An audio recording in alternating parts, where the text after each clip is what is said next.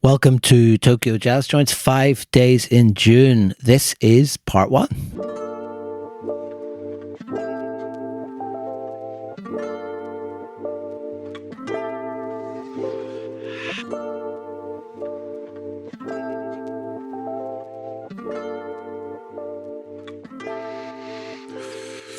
Okay, welcome to Tokyo Jazz Joints. I'm not going to say episode 33 because although technically it is episode 33, we're going to approach the next few episodes in a slightly different format. We're going to call this series 5 Days in June. And of course, the reason for that is, if you're a regular listener, you'll probably already know that when I left Japan back in July of 2017, I didn't know I'd be back as soon as the following year, but I did then return that following summer in 2018 in June. And James and I had been planning for many months by this point a fairly extensive tour around the further flung regions of Japan to try and pick off some of the joints that we just simply hadn't had the chance to get to when we were both living there, or indeed ones that in many cases we had never even heard of and actually discovered on this trip. So we're really, really excited to bring you these next few episodes. And we're going to take you on that journey with us. And it's going to be an interesting challenge for me, James, because I do think of myself sometimes as a multitasker, but as opposed to just having the microphone and the audio set up and the website with the photographs, would you believe it? I've also got my phone on the go as well, so that we can not only look at the photos of the joints, but we can also look at some of the other photos as well. Because I think this kind of series is slightly distinct in the sense that, of course, normally we meet at the place or we meet at the station, we go, we photograph it, we enjoy the joint, and we say our goodbyes. But of course, this time we were pretty much constantly in each other's orbit for 5 full days. And I think it's safe to say that we definitely learned a lot more about each other, wouldn't you say? Well, I would say that that is 100% true. 5 days in June, indeed, a very interesting, exciting, and sometimes challenging vacation. Maybe equally challenging for our listeners who are about to join us for us retelling these 5 days.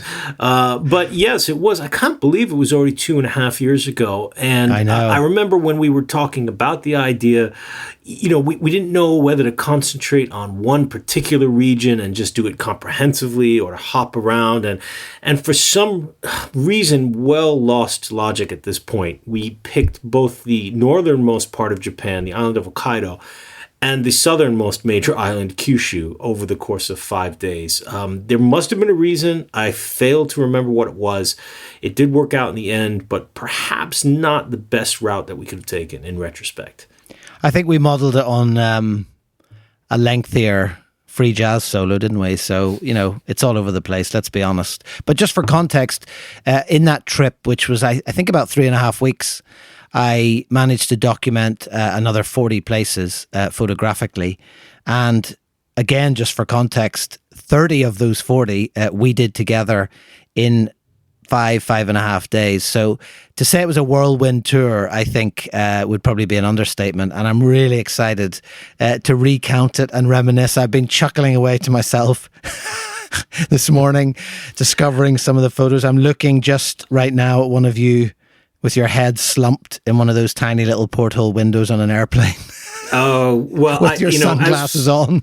As we've talked about, there were at least 3 or 4 dozen pictures of me slumped somewhere during the course of our 2.5 years of doing this project together. But yeah, there were definitely some moments on the trip. And yeah, I had the same thing. You know, I was going back to check my notes in my little diary that I carry with me everywhere, my jazz diary. And there were a lot of things that I had forgotten, you know, about the journey itself, little things that maybe didn't come out in the photos. Details of how we got there, sometimes in very roundabout ways. And so I'm absolutely thrilled that we're going to dive deep into this and share it. And I think that, you know, anybody who's listening, they've come with us this far. I think they're going to enjoy this little departure and a little bit of a change in format. But as always, make sure you're at TokyoJazzJoints.com to open up, look at the photos as we go into detail. And where are we starting? So day one, I believe, Philip, we met very early in the day at lovely Haneda Airport. We did, yeah. I'm looking at our itinerary that we put together on Google Docs, and yeah, it was pretty early. And if you've never been to Haneda Airport, the domestic terminal is fairly large, but there's really not much in it. And I remember thinking, oh, I'll pick up some breakfast at the airport. And then when I got there, I think, again, it was that kind of search that you end up finding yourself doing sometimes in Japan, trying to find just something a little bit more comforting than a pork katsu sandwich. Yeah, luckily I live much closer to Haneda and was able to get, well fed and drunk up at my house before I left. I do have in my notes here, Philip needs coffee desperately or else, quote, will not be pleasant to be around all day. And then my note, as opposed to usual. But in any case, I'm glad that you've made notes of your burns. That's very well prepared. Yes, yes. I do remember you do getting a big coffee and a couple sandwiches before we got on the plane. Though. Yeah. I just wanted like a croissant, just something really plain, really simple. But I just remember I couldn't find it, or at least I could only find one of those ones that comes in the pre-packed plastic bag that you get in convenience stores. Always the European. Well, anyway, Haneda, very a great central airport, and Japan being a long country, but not really that large comparatively. It's a pretty short flight. I think it was about 90 minutes for us to get from Tokyo to the port city of Hakodate, which is on the island of Hokkaido. And Hakodate, this was my first time visiting. Actually, I'd never been there before. And it's a pretty unique spot in Japan. It's a very old port town. It's got a lot of Russian influence. There was a lot of Russian churches. Many of the so-called White Russians after the revolution settled in Hakodate. So it's a little bit of a European-style vibe to the town. It's very hilly. There's a lot of big houses. And, I mean, we landed and pretty much straight away ended up walking up a big hill to the first place. Do you remember that? I do, yeah. And we mentioned Hakodate in a previous episode, actually, because it was one of the first places to open up in Japan when Japan did open up initially to the Americans and then to other countries as well. After being closed for, 250 years, Kobe and Yokohama, of course, were the others. And so it does have that feel. There's very much still evidence of that early European influence. And again, there's parts of it that would really put you in mind of somewhere like San Francisco, the kind of the style of the timber style houses and this idea that you're up on a hill and looking down towards the port. And sometimes, you feel almost like you're not really in Japan, or certainly the Japan that you're perhaps more used to seeing if you're living down in Tokyo sure. and so on. Again, just geographically speaking, in Sapporo and other parts of Hokkaido, you're actually much closer in many cases to Russia than you are to Tokyo or other parts of Japan. And so there has definitely recently, I think, been a lot more Russians visiting Japan, and also, I think, if I'm not mistaken, a lot more anti-Russian sentiment. I know I've read quite a few news articles where perhaps the people up there in Hokkaido are not necessarily always as welcoming to the more recent Russian influx of tourists. I think we could probably sum it up just by saying that Russian bathhouse culture and custom is quite different to Japanese bathhouse custom. And I guess we could just leave it at that. I noticed right away in Hakodate, there's quite a few churches as well, which is you don't always see in Japan. And you really know that you're up north, because I picked it up immediately, because where I come from in the Northeast in the U.S., it's we got very, very cold winters. So a lot of houses have double glazing on their windows. And I noticed it right away, because I'd never seen this in Japan before, that everybody had double glazing on their windows, and the entries of houses and shops often had sort of a double type of entry, because to keep the wind and snow out. So yeah, it has a lot of different things that felt different, including those great views of the water everywhere you go, because you're wandering up and down these hills. But right away we got our map out, and it was a little bit of a good walk to get to the first place. And speaking of Western housing, I mean, this, if you look at the picture, we're going to a place called Soen, S-O-N. And you can tell right away, I mean, that does not look like most houses that you would find anywhere else in Japan. Beautiful, beautiful place, by the way, just from the outside. Yeah, it was gorgeous. I mean, I think this is definitely one of those places that we had a question mark over. And I know when it came to Hokkaido, there was a few other places that we hoped to get to, but it's deceptively large. It's often seen as kind of Japan's final frontier in terms of, there's not maybe as much development. Parts of it when you're driving around looks not dissimilar to somewhere like the countryside in Ireland or in Scotland. And so very mountainous place. And certainly when we got here, we were pleasantly surprised because, as you say, it was in this beautiful old house, and then even inside it just had this really warm, really sort of comforting wooden feel to it, very much like a chalet or a kind of mountain cabin type vibe, but also just in and of itself an incredibly historic, clearly an incredibly beautiful jazz place. I mean, the two things that really stood out for me were the sound system with this really unusual line drawing of Sonny Rollins just stuck above the amplifier, and then of course that incredible record room that's sort of hidden behind the door. Look at that. I mean, that record room is the size of some bars in Tokyo. Yeah. That you and I have been to. So that was, I mean, just a fantastic view. As soon as we come in, it's on the right side, and it's just like, it takes your breath away.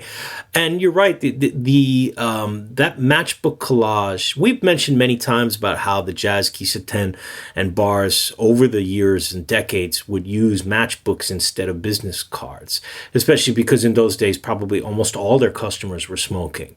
And usually when you see them, you just see the actual matchbook. They might have them, in a little box or something. But here they've been flattened out and framed. Hadn't ever seen them put up like that. And I mean, she has a lot of them in there. The current owner, it was her father who opened the place 60 years ago. So That's she right, took it over from him when he passed away. And it's really amazing because, she opens early. That's why we went there first. I think we got there around maybe 10:30 in the morning. It was early, coffee. yeah. And still has live events in there as well. It's kind of two separate rooms. One room looked a little bit more like a traditional sort of cafe, and then the main room where the audio system was very, very jazz kiseten-ish. And so you get a mixture of locals who may just come by who know her in the neighborhood to have their tea and coffee, but also people who come for the music. I got my first decent coffee of the day there too. I mean, it's gorgeous. And No again, it had that sort of tea house feel as well. We got the beautiful... we got the coffee, and I think there might have been cake involved as well, but we got coffee in these beautiful Japanese-style pottery cups. And I just remember thinking, and there was just really nice little touches, some flowers and things like that, fresh flowers around. There's one shot I have on my phone, which I will post on the social media channels with yourself, of course, in the corner, very artistically cropped out. And then just the handle of your suitcase sticking up there. So we weren't messing around. I mean, we got to Hokkaido. There was no sightseeing or tourist stuff. We walked up that hill and we got straight on with it. And it was a beautiful, beautiful place to start. Oh, absolutely gorgeous! And look at the last picture with the sign again. That kind of style of the Sonny Rollins one you mentioned. The sign outside of Soen looks like kind of a Joe Zawinul type of face. But the surrounding area, you can see how green it is. I mean, that's just so clearly not anywhere in the Tokyo metropolitan area. Yeah. You know that you're in a very different place, and it really reminded me of the U.S. The Japanese often say though that Hokkaido is very similar in its geography to the United States. Yeah. I think in terms of, where we've placed this place in the series of episodes, it's nice to come back to look at these matchbooks, because as you scroll through it, I suspect perhaps the collage was neater at some point, and you can see at the top there a few have slipped down over the years. Like you said, it's I think almost 60 years it's been going, but so many of the places that we've covered, intros in there, Doug, also Dig, of course, the original Charmon's there as well. Oh yeah, I see Yamatoya there as well, and then a few Even mysterious Funky places that we've never there. heard of, like Top of the Gate. There is a place in there called Dave. Morocco. Never heard of Dave or Morocco. Yeah, so amazing. And just again, it shows you, if you're really interested in the history of the jazz kisa culture, just how many of these places existed at one point in time. Well, one of the most famous, just a little bit to the right of Modern Jazz Pony, is you see the trumpet is Hibiki. Yeah. Hibiki was one of the most well-known kisuten. Closed many, many years ago. We never got the chance to visit, but it's one that you always see the matchbooks for, and you always read about it in the magazines. I think it was one of those places that was kind of like Doug, that it was a sort of a central spot, not in Shinjuku, but where a lot of like musicians and artists and people in the industry would hang out. So, yeah, it's kind of one of those lost grails, you know. And then, of course, the Scottish jazz joint at the top there. I don't know if you've seen that. Mac in Room. Didn't realize there was a Scottish influence, but there you go. Mac in Room. I'm sure they had good whiskey, though. They're only advertising jazz vocal and tea room. We know that's a lie. Anyway, so Soen, that was Soen. A beautiful way to start the day and an amazing way to start the trip. Nice coffee, bit of cake. We had a lovely chat to the owner. And again, just an incredible, incredible place that I suspect not many people, unless you make the effort to go up to Hakodate. And even if you're in Hakodate, you've got to really get outside the town to find this place. It's unlikely that you're going to get a chance to go to. So the next best thing you can do, obviously, is to go over to the website. And all the places that we're talking about in this 5-day trip are all going to be up on the website. So like I said before, tokyojazzjoints.com/. And usually if you plug in the name of the place at the end there, if it's 2 words, it probably has a hyphen. You'll be able to find it. If you can't find it, just go to the joints. We're going to be in the regions tabs the whole time over the next 5 days. And you can find it there alphabetically as well. So really a good idea to look at the photographs as we talk about them, of course, because it should really help bring it to life even more than just our fantastic narrative skills do. So what do we go after Soen, James? We took a wander down the hill, didn't we? I think, were we on a tram at some point? We did, yes, we did. We got on a lovely streetcar, and it took us down the hill to a legendary place. Again, a little bit of confusion with the naming, just for a few moments. Not as bad as the Bunka Banka debacle of episodes past. But we went down to Cafe Bop, previously known as Duke. And Cafe Bop, I have to say, even after all the places that we had visited by this point, I was not prepared for this. I don't think we had done much research about what this place was and who the owner was. And so when we walked in, I was almost just speechless. The owner, as you got in a lovely picture of him sitting at one of the tables there, is Matsuura-san. He's quite old. I believe he was already 80 at the time when we met him. And he is a photographer. He has been a photographer taking pictures of jazz musicians for decades. I mean, since he was a young man. And like a lot of the cafe owners that we have spoke about on previous shows, he was involved in getting gigs coming up to Hokkaido.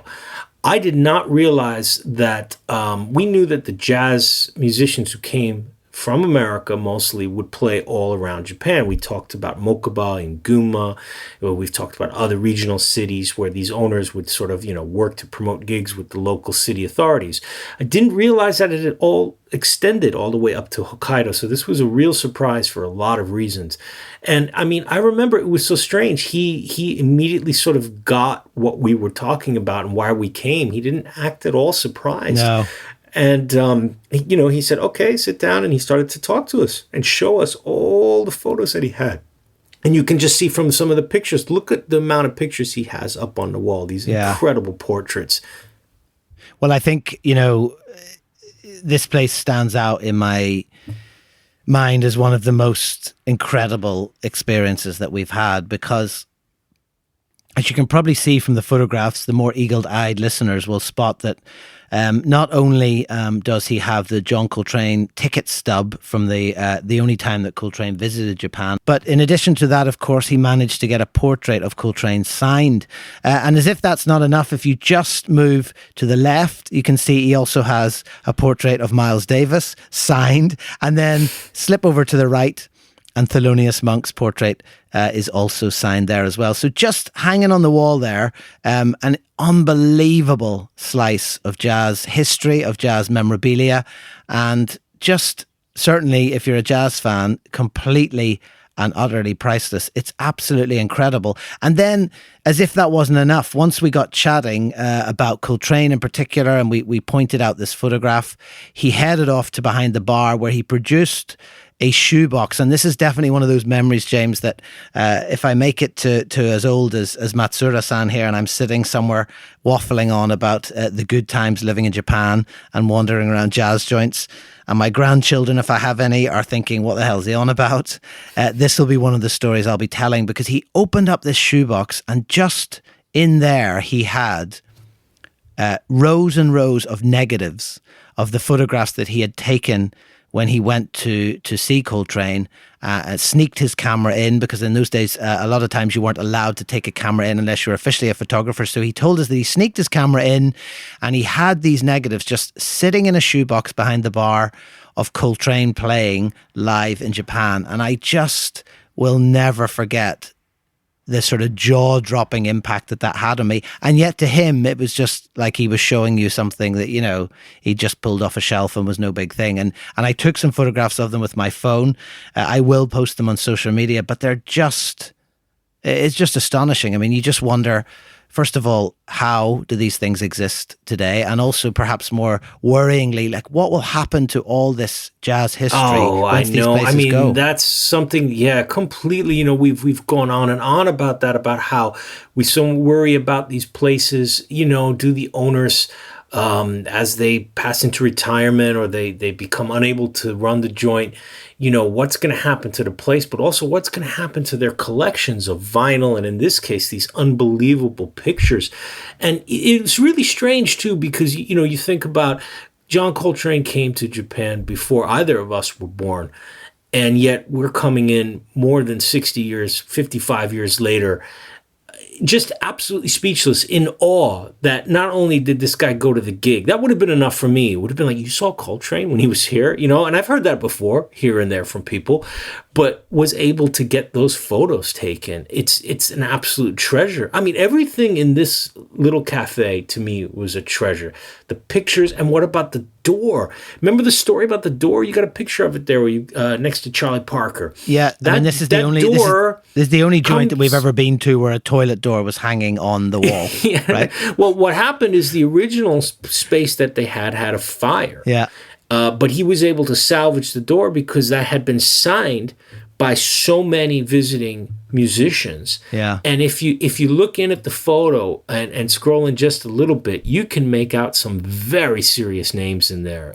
For me, obviously, the highlight is Mal Waldron down near the bottom in the middle. When I saw that, I knew Mal Waldron had been all around Japan, but he'd actually come up here and hung out in Bop, in the Bop Cafe. I mean, just stunning. One thing after another in this place was just a knockout. It's amazing. I mean, you wouldn't necessarily even make that connection. I mean, the kanji up at the top indicates that it is a bathroom door, and you can see there's a little sign telling you to push. Obviously, if you push, nothing happens now. But the fact that was salvaged and then displayed on the wall is just astonishing. And I think this place is definitely going to be probably one of the standout joints for me. I mean, just from a purely ambience point of view, also the experience of meeting the owner, and then that incredible reveal of the. And you know, it's funny because, you know, I almost forgotten about Bop, and when I came back to look at the pictures to prepare to talk about it, it all came back to me, you know.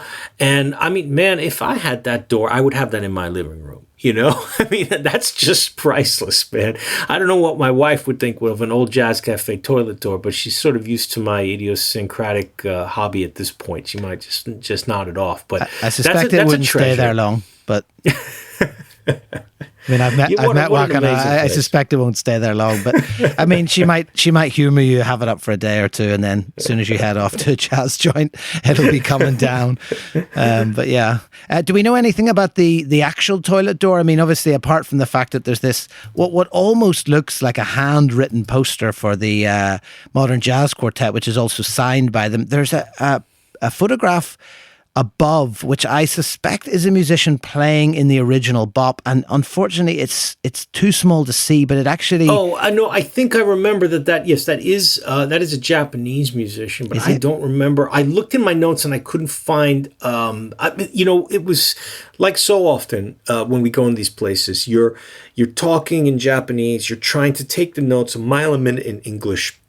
Sometimes things get lost. And of course, we were on a really tight schedule too. I think we only stayed in Bop for about 40 minutes. Whereas if it had been one of our usual visits, we would have probably stayed 2 hours or even, more than that all day because it was so special.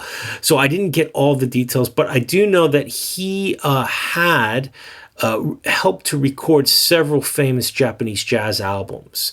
And so he was very well connected to the local scene too. And I think that portrait is of a pianist. I don't know who it is though. Okay. I might have a look at the original photo, see if I can get right in there and figure out who that is. But in the meantime, let's leave Bop or Juke or Bop or whichever you prefer. You'll see as well from the photographs that they've actually sort of kept the signs, or you still got the long Key Coffee sign, which has the original or has Juke as a name, and then obviously the one outside. For those of you who don't read katakana, says Bop. So it's Cafe Bop on the front and Juke then on the wall. And it was good to get in there and get that confusion cleared up. I should just say for our listeners who are in Japan and are able to do any domestic travel at the moment, while we record this, it's still a little dodgy worldwide with the pandemic, but Bop is still open, and I understand Matsuda-san is still there with his lovely wife. But his health was not very good when we met him. No. Very clearly, we picked that up quite quickly. And this was 2.5 years ago. As always, not to be grim, but with the very precarious nature of these jazz cafes, if you do have the chance, don't delay, because you never know. We've gone over it so many times. In one special episode we did all on closed places. If you're interested in this, go visit while you can. You will not regret it. Spend the whole day at this cafe if you need to. It's just an absolute treasure. What you'll also see, actually, just which my phone has revealed to me, is that when you go through that door towards the toilet, there's another door, and one of those more famous and more common jazz icons, James, is on the toilet door in the inner sanctum. Marilyn Monroe, of course, huge black and white poster of her on the toilet door always when you go past there. So good to see her, taking up her usual spot. It does seem to be that she features heavily in bathrooms and toilets. I'm not sure what the reason for that is.